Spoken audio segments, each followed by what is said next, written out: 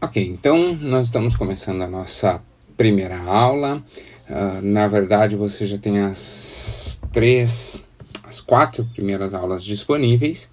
Esse é o primeiro encontro das nossas aulas em si. Então, como funciona?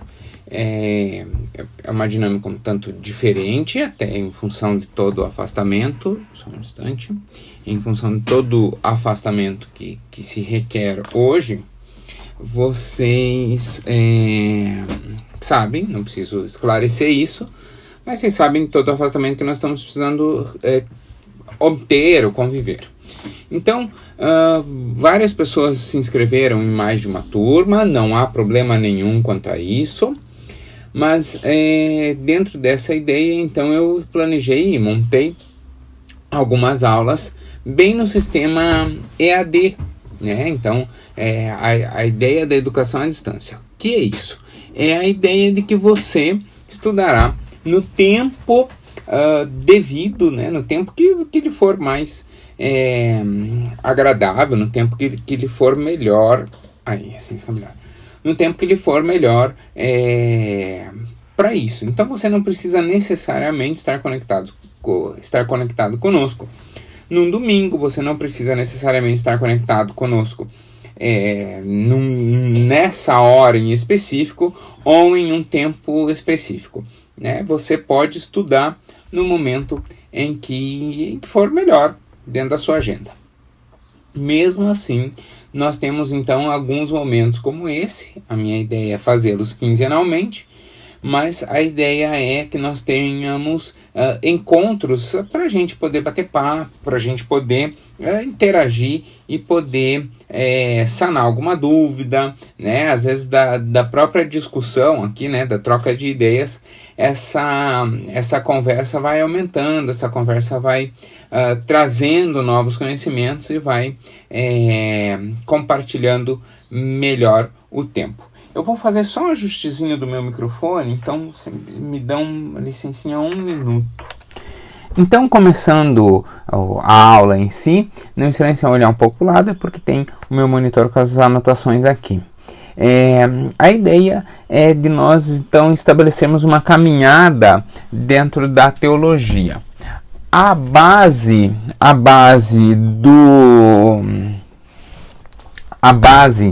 da nossa disciplina, eu estou tirando desse livro, Manual de Teologia Sistemática. Você vê que o meu tem até umas anotações ali, mas ele é o Manual de Teologia Sistemática da AD Santos, da editora AD Santos. Esse manual, nossa, o meu tá velhinho, ó, acabou de cair uma página do manual. Esse manual, ele está à disposição, ele tem à venda. A Livraria Evangélica você consegue, porque é da AD Santos, né, da editora da Livraria Evangélica. Você não tem necessidade de comprar. Se você quiser comprar e ainda assim com desconto, me avisa, porque eu tenho desconto, porque meu livro é da AD Santos também. Mas esse livro aqui, que é grosso, né? Você vê, tem quase 500 páginas, vai ter 409 páginas, que é do professor Zacarias de Aguiar Severa. O professor Zacarias foi seminarista do Bom Retiro, é professor da Fabapar, foi diretor da faculdade, né? Foi diretor da Fabapar e tal. E é o manual que a gente usa com base nos concílios. Então, quem sabe o que está nesse livro, passa no Concílio Batista aqui no Paraná. Então, dentro desse livro, ele é um livro bastante técnico, pesado e grande, e o meu desejo é que essa turma continue, que a gente veja todo o livro. Mas existe um menor, que é mais interessante, assim, que é mais palatável, é menor, tá? Não tem, os assuntos são menos densos aqui, né? Os assuntos são basicamente o mesmo, que é esse aqui, ó, Conhecendo a Teologia Cristã, Então, se você quer muito comprar um livro, eu te recomendo que compre esse daqui, porque esse é menor. Então, aquele tem 400 páginas, esse tem 170 páginas, né? Então, bem menor, bem tranquilo. É uma versão daquele, por isso que as capas são tão similares, né? Você pode ver, ó, né? Até uma identidade visual. A capa é bem similar porque é em suma o mesmo conteúdo, mas aqui é de um modo mais reduzido, né? Então esse é o tipo de livro que a gente não senta para ler, né? Então não é aqueles livros que a gente começa do começo, vai lendo até o fim. Ele é um livro de consulta, aqueles que a gente vê pontualmente, um ponto aqui, outro ponto ali e tal, né? Então, não sei se o investimento desse valeria a pena a princípio. Claro, quem quiser comprar, não é nada do outro mundo o preço e tal, mas pode comprar por esse daqui, que esse também tem um desconto, pela Ed Santos também, podia começar por esse daqui, que é uma leitura interessante. Professor Lee, pode me chamar de professor, esqueço que aqui às vezes o pessoal gosta de chamar de pastor, você pode me chamar só de Alan também, mas li o pequenininho, li o conhecendo, gostei e quero comprar o manual. Pode, sem problema nenhum. Posso comprar direto o manual? Claro que pode também, sem problema nenhum. Fique à vontade, né? A minha recomendação é que você comece pelo menor, simplesmente porque ele é mais leve, menor. Os assuntos são com menos densidade, com a mesma vertente, com o mesmo foco, mas é com menos densidade, né? Então fique bem à vontade para um ou outro livro, não se preocupe com isso. Sobre as nossas aulas, então você viu ali que a aula 1, 2, 3 e 4 já estão postadas e já tem o vídeo dela também, né? E aí tem também ali um texto base, que é o texto que vai ser usado para a aula 1 e para a aula 2. Que é? E é mais ou menos o que eu vou centrar na nossa conversa hoje. Por quê? Porque a aula 3 e 4 eu vou centrar na semana que vem. Então, a ideia é que essa semana fosse a aula 2, semana passada a aula 1, essa semana a aula 2. Próxima semana, próximo encontro daqui 2 semanas, aula 3 e aula 4, tá bom? Então, você pode ver que o material que está lá, não é um material denso, né? São 6 páginas, são 5 páginas na verdade, porque a sexta é um pequenino parágrafo de 3 linhas, né? É parte de um parágrafo ainda. Mas é um texto, um artigo que eu retirei da editora Ultimato. Essa editora é uma editora bem legal também, uma editora cristã, uma editora que tem os livros, para serem publicados, eles passam por um exame do corpo editorial, né? Então eles passam por uma análise e o pessoal da editora diz: ok, esse daqui nós colocamos o nosso selo, a nossa chancela e publicamos essa obra. Então esse livro é um deles, né? Então é um livro que legal. É uma editora que tem bons livros também. Se você tem algum livro da Ultimato, ou se você olhar os artigos deles no site, nem todos são de teologia batista, né? Então eles têm alguns que vão falar sobre calvinismo, vão falar sobre arminianismo, às vezes, né, uma visão que não é necessariamente exatamente a nossa, mas é sempre a ideia de que são artigos de boa teologia, até porque é interessante a gente conversar com outros pensamentos que não apenas o nosso, né? Então é uma editora que vale a pena. Se você só um minutinho.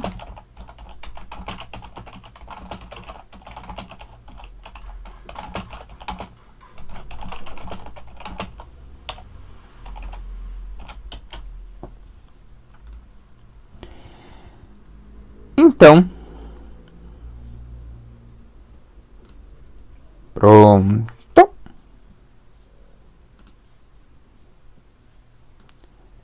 E estou mandando o link para a Leia.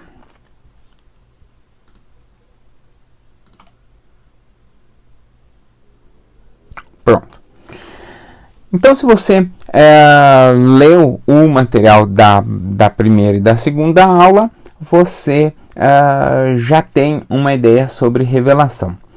Qual que é a ideia? Né? Então, você que está assistindo depois, você pode colocar ali o seu comentário para eu ver se você compreendeu adequadamente o processo de revelação.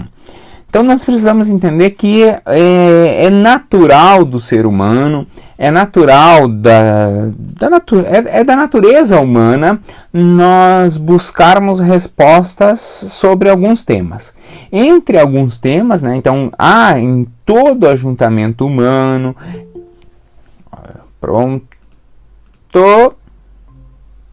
prontinho, olá Carmen. Olá, tudo bem? Tudo bem, querida? Eu estava fazendo uma gravaçãozinha antes, só de uma introdução, mostrei uns livros, mas depois eu coloco à disposição toda o vídeo, tá bem? E eu ia começar exatamente agora. Posso começar? Ó, tem mais gente. Opa! Já tem a Léa aí também. Oi, Léa. Tudo bem? Ufa, consegui! Não estava conseguindo, apertava e procurava link. Então, antes de vocês entrarem, eu estava fazendo uma introdução. Já apresentei os livros e tal, aí vocês assistem depois. Tá? Mas eu vou gravar a aula, mas é assim, ó. Deixa eu deixar o chat aberto aqui. Se vocês quiserem, podem escrever no chat a qualquer hora. Ou se quiserem me interromper também, podem me interromper a qualquer hora. Que aí a gente vai dialogando, tá bom? Beleza. Tá bom? Uhum. Tá bom. Então, é só para vocês saberem que eu tô gravando, tá? Então, depois vocês vão aparecer lá. Ai, meu Deus, eu apareci e tal. Não, então vai estar postado lá, tá? Eu também. Tá tranquilo, tá tranquilo. Estava ansiosa por essa aula.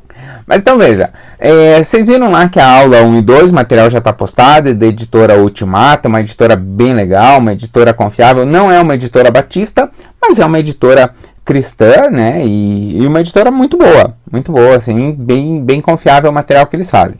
Toda editora tem um corpo editorial. Para publicar um material, mesmo no seu site, passa por uma análise, né? Então às vezes não passa por 10, 12, mas sempre passa pela análise de 2, 3 que vão ler ali e aqui não tem nenhuma loucura, não tem nenhuma besteira escrita. Então a gente precisa muitas vezes ver quem é o corpo editorial, e o corpo editorial da Ultimato é uma editora bem bacana, bem tranquila de se ver e confiar, né? E aí, então, a nossa primeira aula vai usar um material da Ultimato. E aí, eu tô só abrindo. Se eu olhar para o lado, vocês não estranhem, é porque tem a minha tela que fica aqui. Então, aqui eu estou vendo vocês e aqui o texto.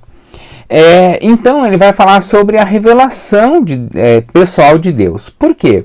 Porque existem algumas perguntas que são naturais do ser humano. Independente de onde o ser humano venha, independente de qual país ele nasça, qual língua ele fale, todo ajuntamento humano, independente, isso não é uma questão do cristianismo ou do judaísmo. Todo ajuntamento humano quer saber, por exemplo, de onde veio.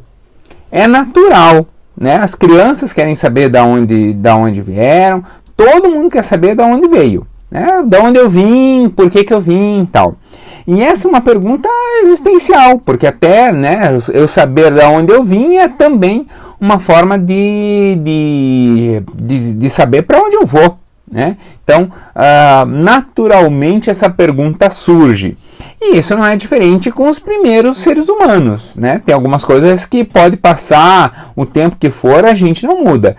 Essa pergunta existencial de onde eu vim é uma pergunta que naturalmente surge para o ser humano. Por isso, todo ajuntamento humano tem uma resposta para isso. Se a gente for pensar nos mais antigos, que foram os egípcios, os fenícios, eles tinham uma resposta de origem. Se a gente for pensar nos mais isolados, quando Colombo chega na América, os povos ameríndios, né, os povos que aqui existiam, eles tinham uma resposta, eles tinham uma teoria sobre a sua origem.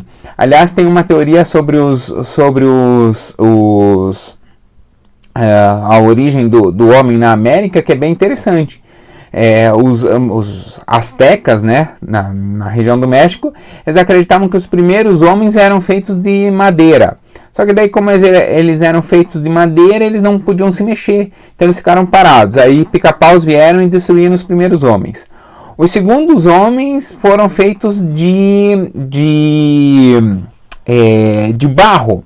E aí na primeira chuva teriam se desfeito, né? E então a terceira criação da humanidade foi feita de gotas de sol. E aí essa gota de sol teria feito o ser humano legal, assim, né? Ser vivente, tal, e existente. E aí algumas gotas desse sol teriam caído no solo e germinado. Então não viraram homens, viraram pés de milho. Então eles tinham o milho como alimentação por isso, porque eles estavam, né, entendiam que comer milho era repor essa energia do sol. Você vê que interessante, né? É uma teoria, uma resposta.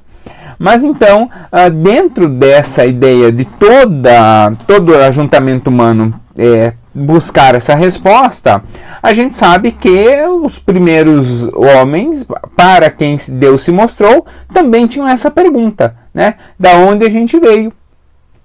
E aí, então, há o que a gente chama de revelação. O que é a revelação? A revelação é justamente... Vocês lembram?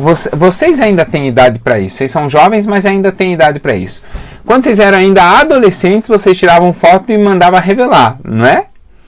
O que é revelar? É mostrar.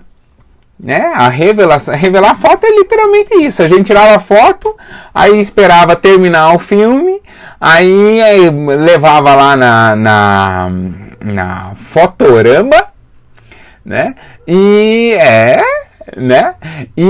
mandava revelar. Ou seja, aquilo que estava escondido já tinha acontecido. Já estava ali registrado, mas estava escondido dentro do filme. E então passava por um processo para trazer a revelação, para trazer, né, a apresentação. Então esse processo de revelar é justamente esse de se mostrar. Né? E aí, então, a gente tem essa revelação acontecendo. E aí nós temos, então, dentro da teologia, esse processo de Deus se mostrar através de várias coisas. Né? E a primeira delas é por que Deus iria se revelar? Né? Por que Deus iria se mostrar? Deus se revela por algumas questões. A primeira delas é que Deus se revela para que nós possamos conhecer Ele. Então, nós temos novamente em todo ajuntamento humano, nós temos uma necessidade de saber quem Deus é.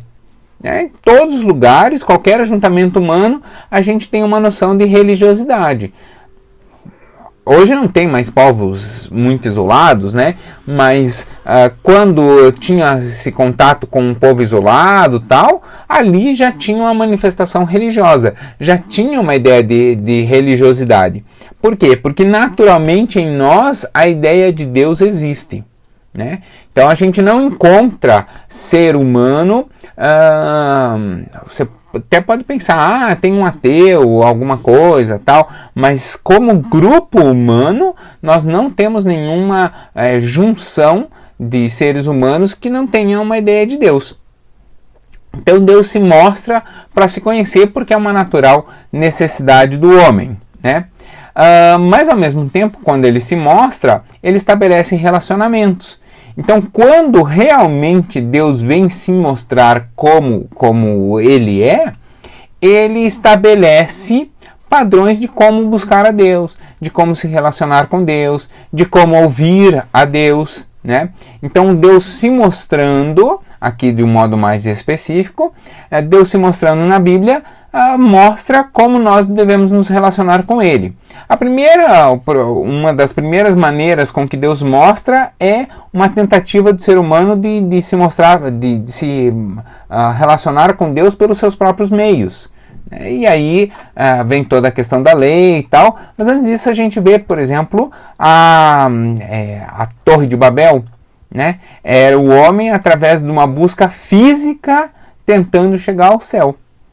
E aí vem toda a confusão de línguas e tal. Por quê? Porque Deus fala, não é chegando ao céu que você vai chegar a mim. Né? Mas quando a gente olha, por exemplo, para o jardim, a gente vê que todo dia Deus vinha, fim da tarde, né, vinha conversar com Adão no fim do dia para ver como foi o dia, como conversando ali com Adão, até o dia que ele chega e Adão se esconde. Então Adão não se esconde porque Deus estava chegando. Adão se esconde porque ele já sabia do seu pecado e já tinha consciência de que estava nu. Né? É isso que assusta Adão. Né? Adão não se assusta com Deus chegando. Por quê? Porque naturalmente ele já tinha essa aproximação de Deus. Então, Deus se revelar é justamente uma forma dele se relacionar conosco. E aí, quando Deus mostra quem Ele é, nós, entendendo quem Deus é, nós naturalmente o glorificamos reconhecendo a sua grandeza. Né? Então, reconhecer a grandeza de Deus é algo que deveria ser natural para nós. É como quando a gente chega diante de algo muito bonito, ou está numa paisagem muito legal e você dá aquela respirada funda, assim, sabe?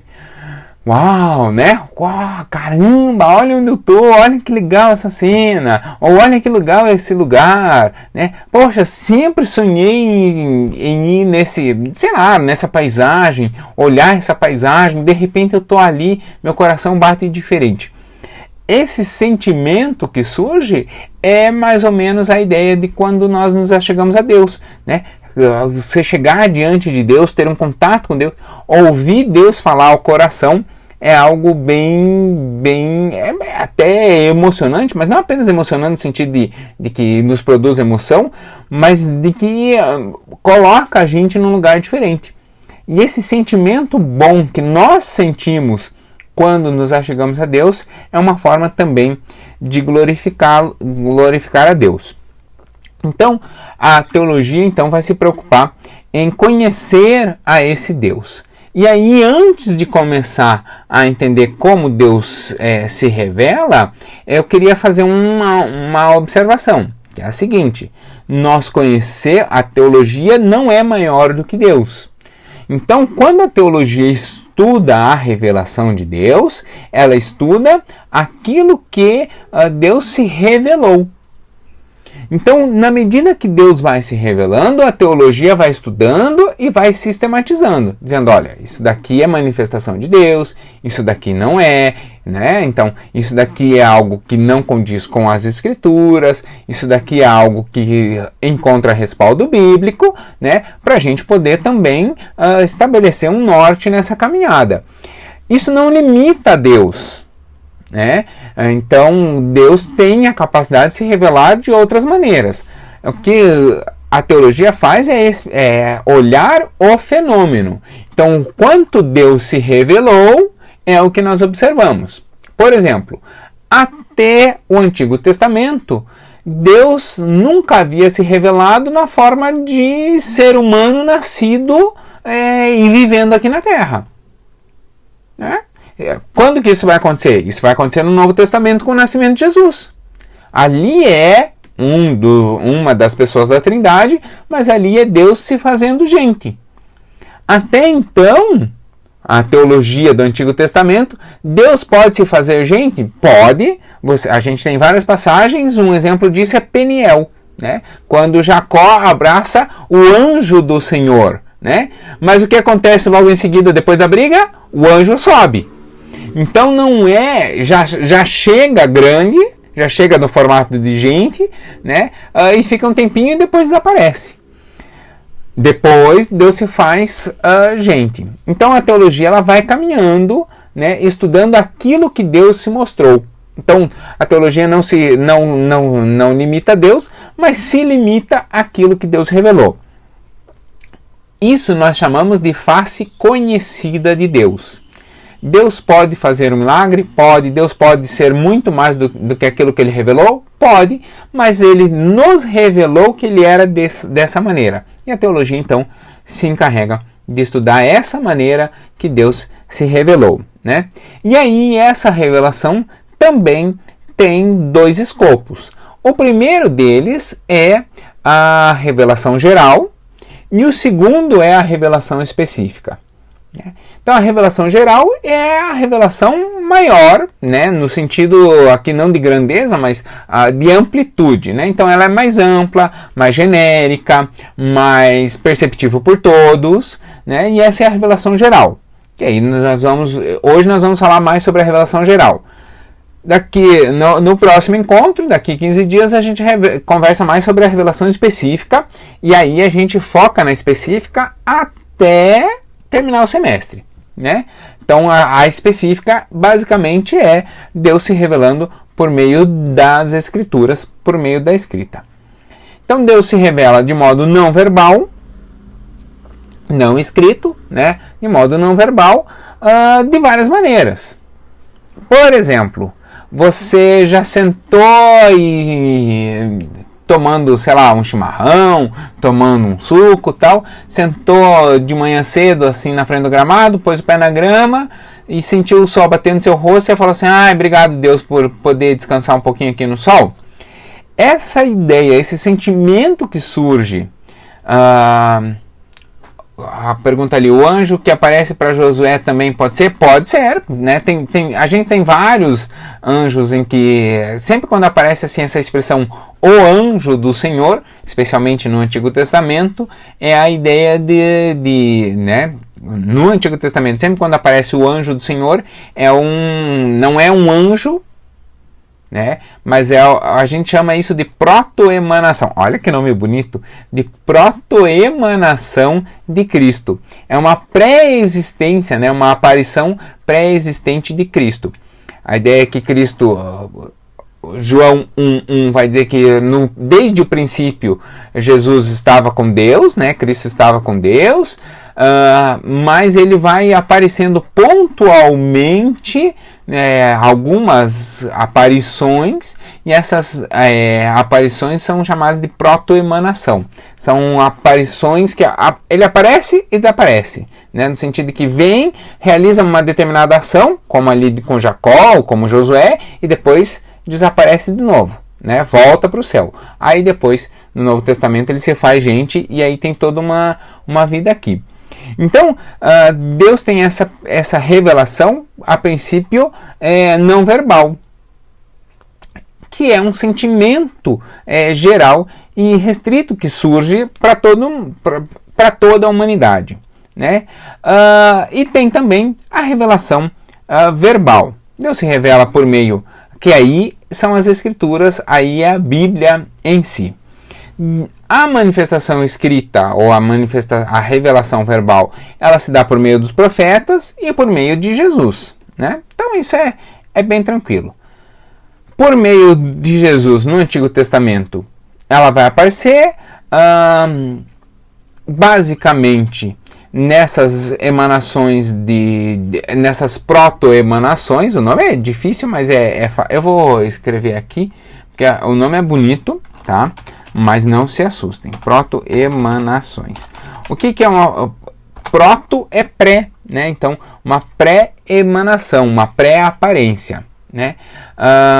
Então, aparece Jesus no Antigo Testamento, mas daí você vai falar assim, mas por que nunca é chamado de Jesus no Antigo Testamento?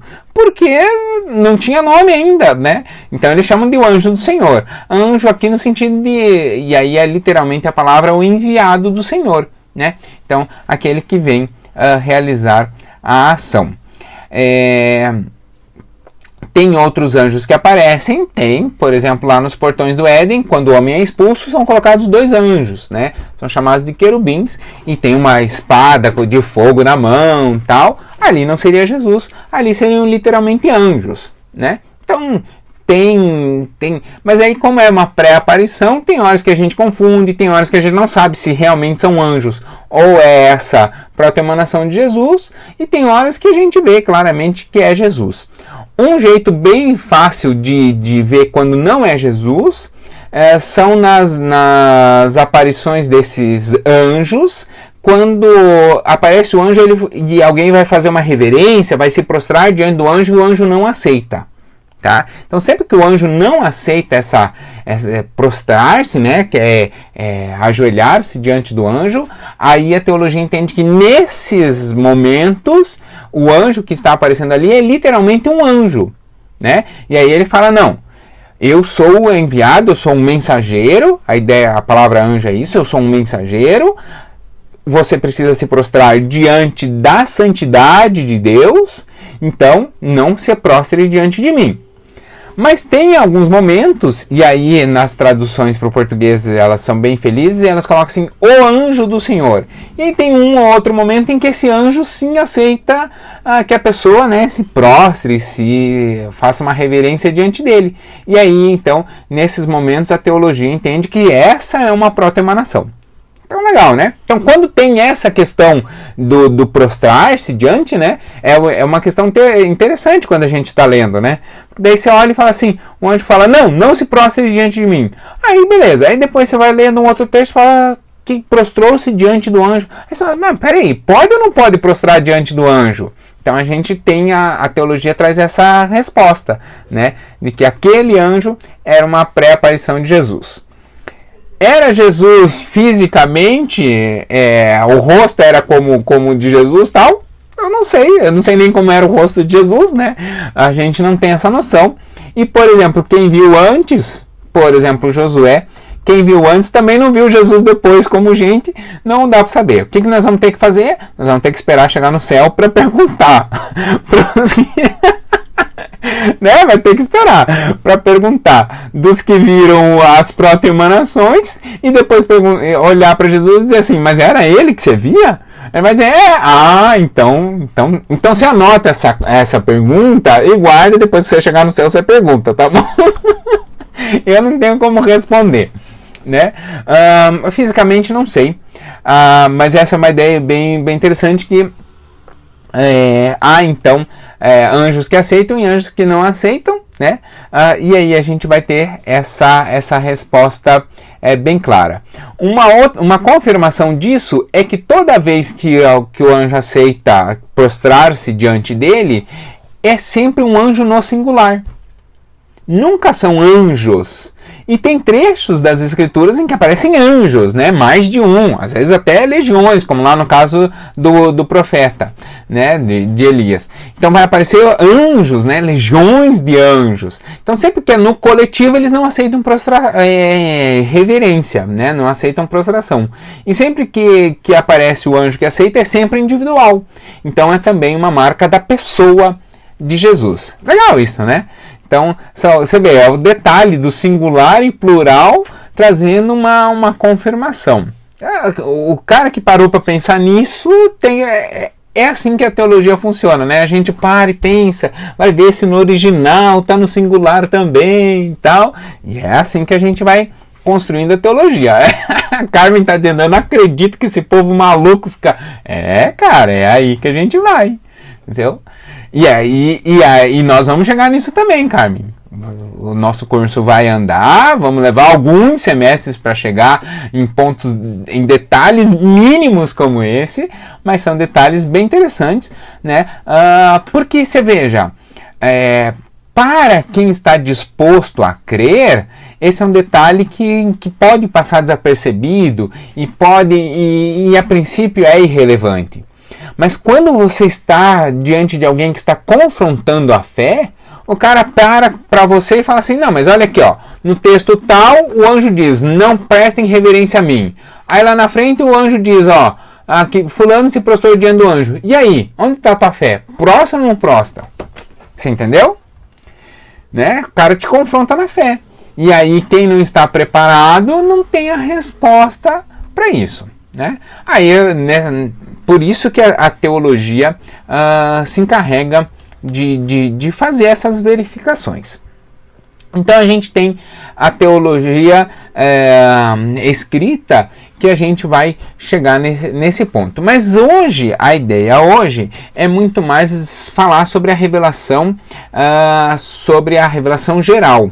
E o que é a revelação geral? A revelação geral é a manifestação de Deus que é percebível por todas as pessoas, em todos os lugares, em todos os tempos. Então, em todos os lugares, em todos os tempos, em todo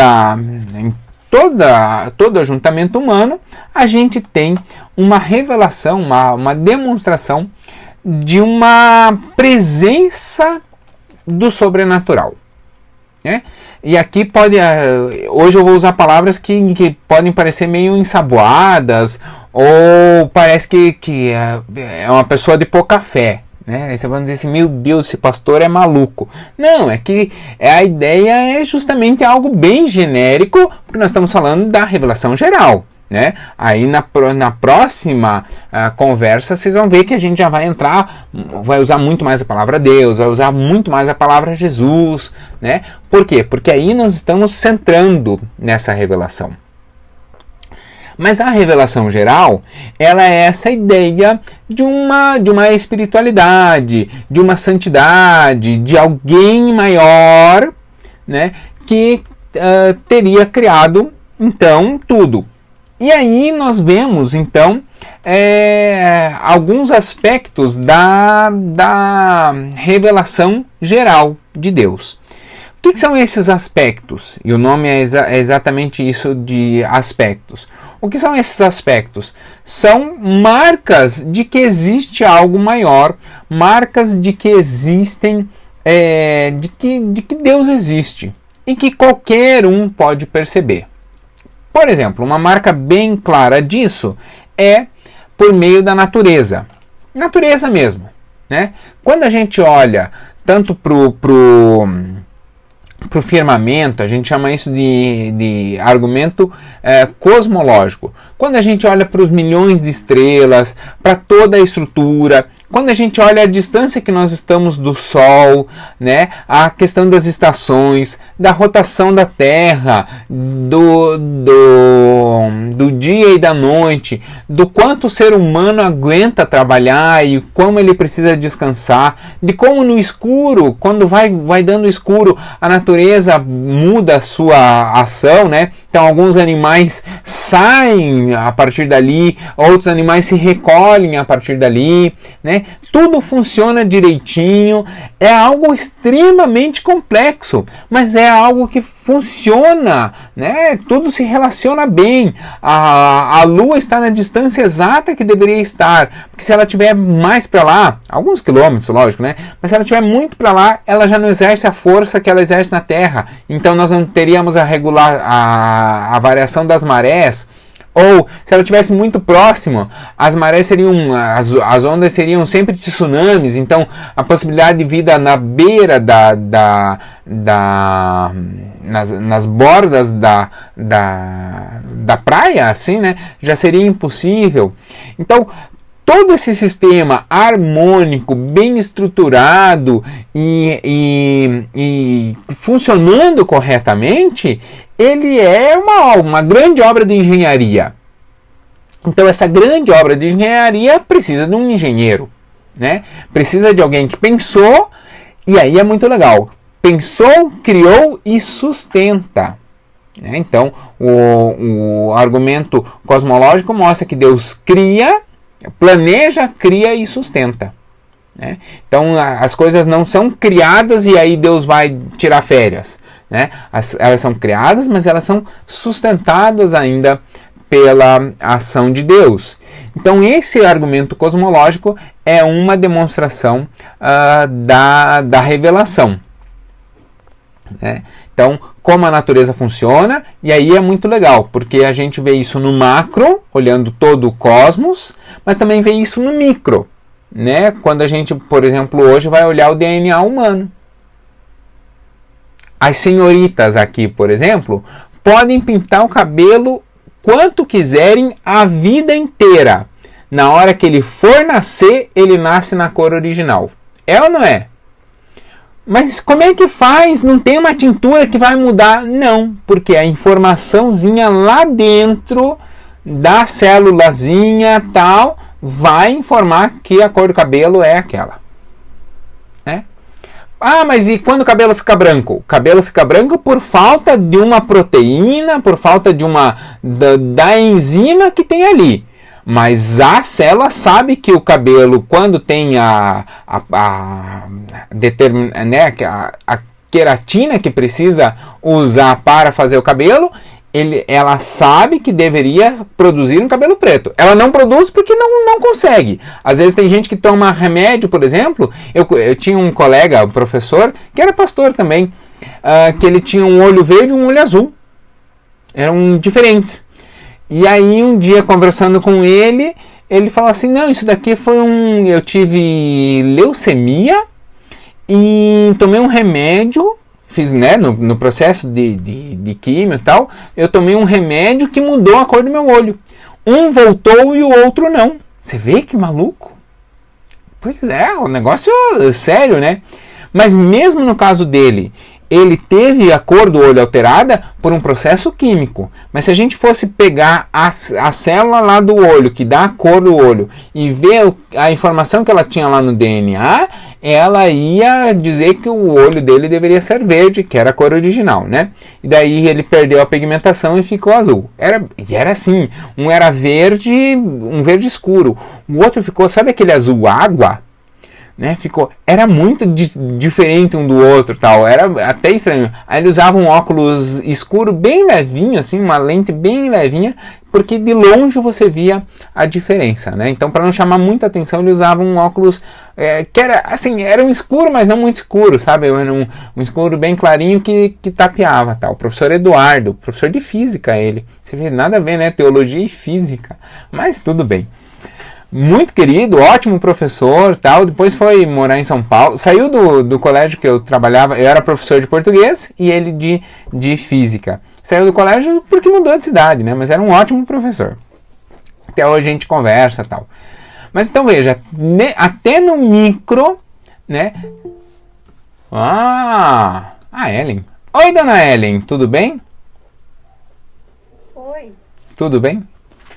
Então veja, até no micro, a complexidade da natureza humana, e não apenas humana, né? A complexidade da natureza como um todo demonstra que há um engenheiro, que há alguém que planejou isso. E aí, vou até fazer uma brincadeira, Deus talvez seja um pouco, digamos assim, um pouco preguiçoso. Por quê? Porque quando a gente olha, por exemplo, o DNA de um ser humano e o DNA de outros animais, eles são muito próximos, muito parecidos, né? Então, o que a gente deduz disso? Darwin deduziu que era porque eles tinham um ancestral comum. Talvez seja. Né? Mas o que a gente deduz é que Deus cria a partir de uma fórmula comum os seres humanos e aí coloca ali os seres vivos, melhor, né?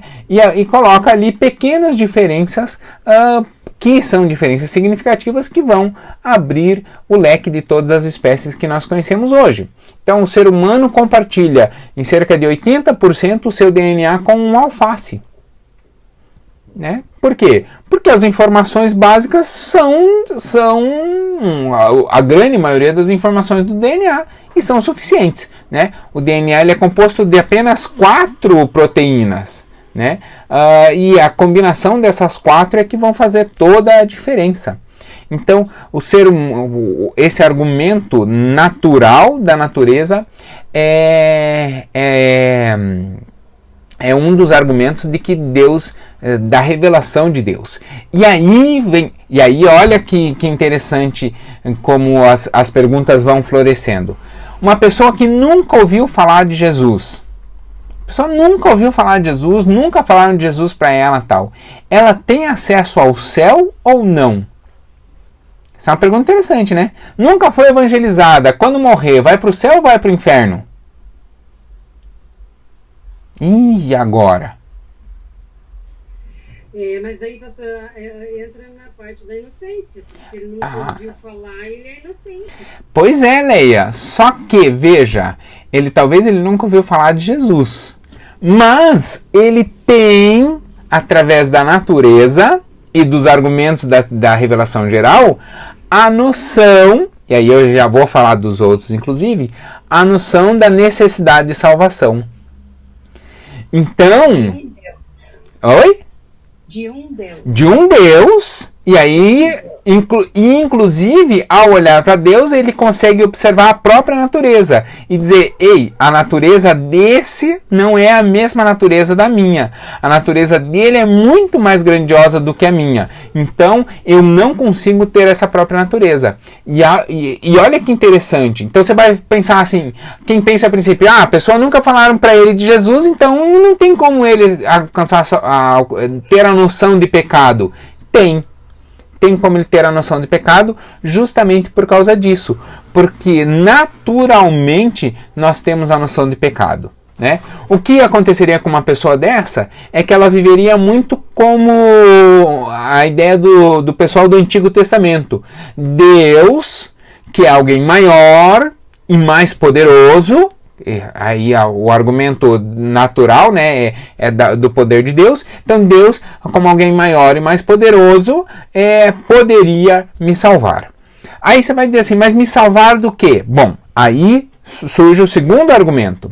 O segundo argumento da revelação geral de Deus é a natureza moral. O que é a natureza moral? A Ellen, por exemplo, tem 2 filhos. E como toda mãe, ela ensina para os seus filhos. E ela não precisa ensinar o que é errado para os filhos. Não estou dizendo que ela é uma mãe perfeita, porque nenhuma mãe é perfeita. Não estou dizendo que ela ensina o que é errado para os filhos também, né? Então, eventualmente, ela pode errar com os filhos, como qualquer pessoa pode errar com o outro. Mas, quando ela se dispõe a ensinar, o coração é sempre de ensinar aquilo que é o certo, né? Por quê? Porque nós temos dentro de nós um princípio moral, uma consciência moral. E aí é muito interessante, porque Paulo vai falar, o bem que eu quero eu não faço, e o mal que eu quero, e o mal que eu não quero, quando eu vejo eu já fiz, né? O que Paulo está dizendo? Paulo está dizendo que ele tem uma consciência do que é certo e do que é errado, e que naturalmente ele não consegue cumprir essa consciência. Né? Ele naturalmente não consegue, ele talvez tenha na vida dele 95 vezes que ele faz o que é certo, mas vai ter ali um 5, 10% de vezes que ele vai errar, ou que seja vai ter ali um 5, 10% de vezes que ele errou. Então nesses erros, nessas vezes que ele erra, ele está falando, ei, aqui eu tô comendo bola, aqui eu tô errado, aqui eu tô fazendo mal, né? E aí, então, essa consciência moral é um outro argumento da revelação geral. Então, isso reforça aquela ideia, né? A pessoa, quando nunca foi evangelizada, ela, mesmo assim, ela tem consciência do que é certo e do que é errado. Tanto é assim que, em qualquer ajuntamento humano, nós temos sistemas de punição para quem faz errado.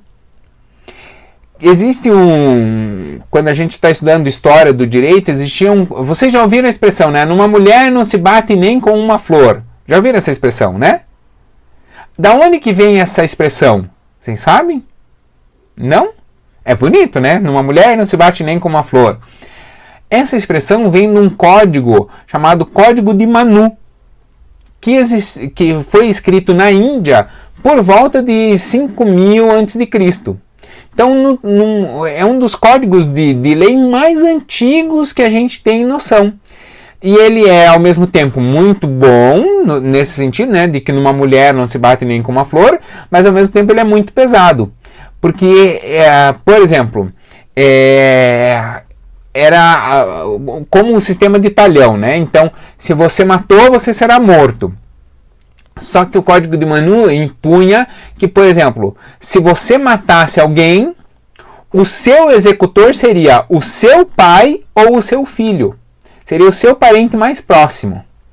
Então você veja, não é se fosse o parente mais próximo da vítima, era fácil, né? Porque daí o cara vinha com toda a raiva de ter perdido alguém, né? Ia se vingar. Não, era o parente mais próximo do criminoso. Então você imagina você ter que ir matar o seu próprio filho porque ele matou alguém. né? E se você não fizesse, alguém executava você e seu filho. Então, olha que pesado. Esse mesmo código é o que se diz: numa mulher não se pode bater nem com uma flor. Interessante isso, né? Mas veja, todo ajuntamento humano nós temos um sistema de moral, e aí um sistema de punição para quem está errado. Se a gente tem uma punição para quem está errado, é porque existe um certo. E esse certo nós podemos encontrar em Deus, né? Então esse conceito da natureza e esse conceito de moral, a gente consegue perceber quem Deus é. E um terceiro argumento, que é o argumento histórico, é a comprovação através da história.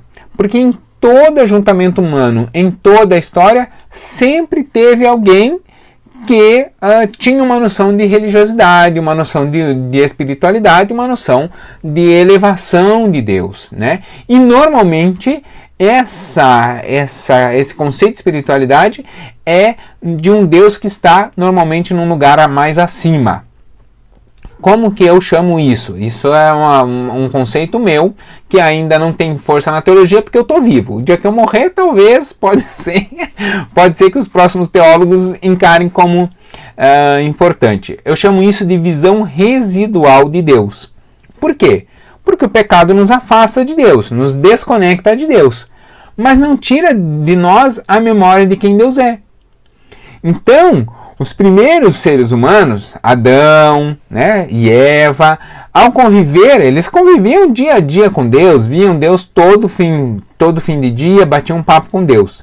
Então, eles guardaram na memória quem Deus era. E aí eles vão, para todos os descendentes, eles vão contando quem Deus é.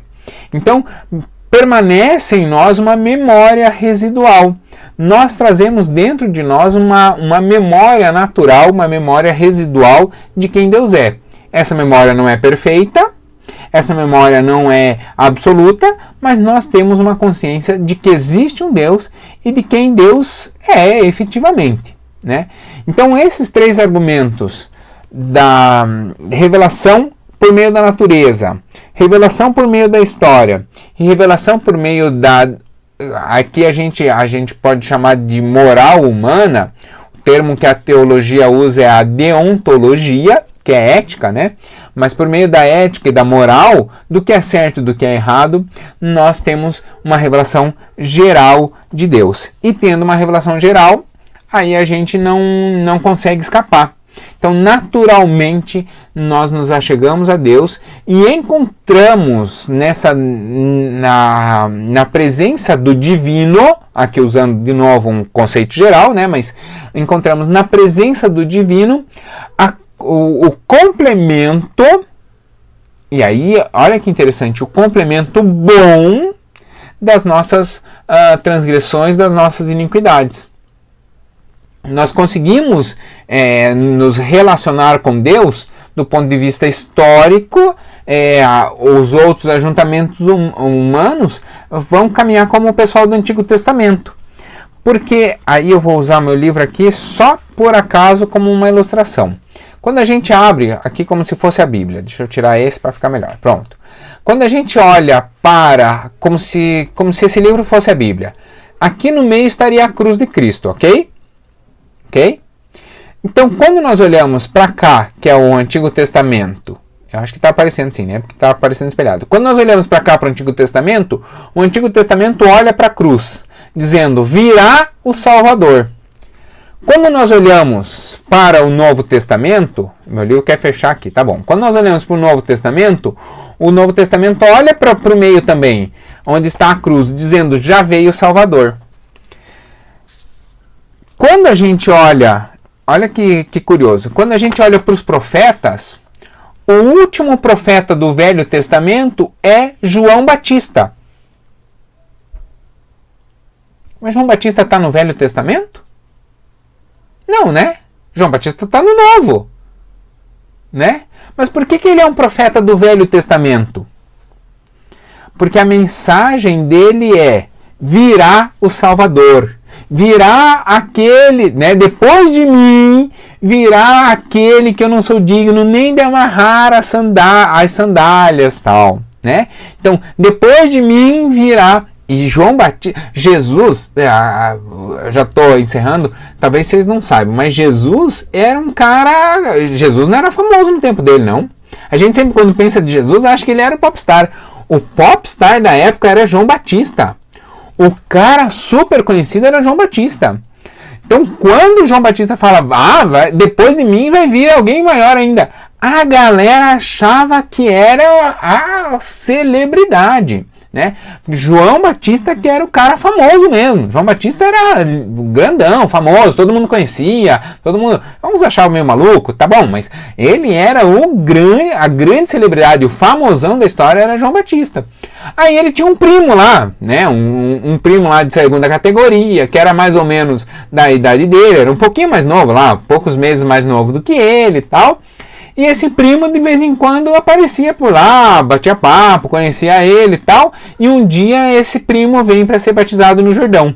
Quando esse primo vem para ser batizado no Jordão, que o João Batista fala, não, eu não sou digno de te batizar. Aí ele fala assim, não, mas é preciso que isso aconteça. Aí a galera falou, peraí, esse aí, o seu primo é que é o que é maior do que você? Né? Porque João Batista e Jesus eram primos. Ele fala, esse aqui. Aí João Batista batiza, e aí abre o céu, tem a voz, né? Esse é meu filho amado, em quem me comprazo, tal. Mas mesmo assim, mesmo depois do batismo, de popularidade, Jesus nunca foi maior do que João Batista, né? João Batista sempre foi mais famoso do que Jesus, né? Então, aqui quando João fala que ele seria maior, é lógico que era no tamanho do ministério, da ação que ia fazer, mas como celebridade, João Batista João Batista tinha mais seguidores e ganhava mais likes do que Jesus. Numa linguagem, né, de hoje em dia, João Batista era mais famoso. Então, essa revelação geral é que atinge a todos. Então, é justamente por esse processo de revelação geral que todos nós nos achegamos a Deus. Os do Antigo Testamento se achegavam a Deus dizendo, um dia esse Deus que é bom vai mandar o Salvador, ou vai mandar um meio de nós nos achegarmos a Ele. E os do Novo Testamento, então, declaram, nós já encontramos, Deus já enviou e nós encontramos esse meio de acesso a Deus, que é o sacrifício de Cristo Jesus na cruz. Né? Então, quem ainda não foi evangelizado, o meio dessa pessoa chegar ao céu ou chegar a Deus é justamente tendo esse coração do Velho Testamento. Né? Um dia Deus enviará o Salvador para nos resgatar. Por quê? Porque a consciência de que existe Deus e a consciência de que existe o pecado já é natural do ser humano. Né? E aí, assim, que horas são? Estou na hora, já passei 1 minuto. E aí, assim, então, eu encerro por hoje, né? Porque daqui a pouquinho, não, já está começando o culto, mas eu encerro por hoje. Mesmo assim, eu estou à disposição para qualquer pergunta e qualquer questionamento que vocês tenham, pode colocar. Se durante a semana, às vezes você está assistindo lá a aula ou tá lendo alguma coisa, tal, teve qualquer dúvida, manda lá na plataforma, aparece na hora uma notificação para mim no celular. Nem sempre eu consigo responder ali na hora, mas eu sempre tô à disposição, tá? Então a plataforma sempre está aberta para isso. Né? Além disso, vocês têm meu contato, eu estou sempre à disposição, tal, mas é que lá é mais legal porque a gente vai sociabilizando. Legal? Podemos encerrar por hoje?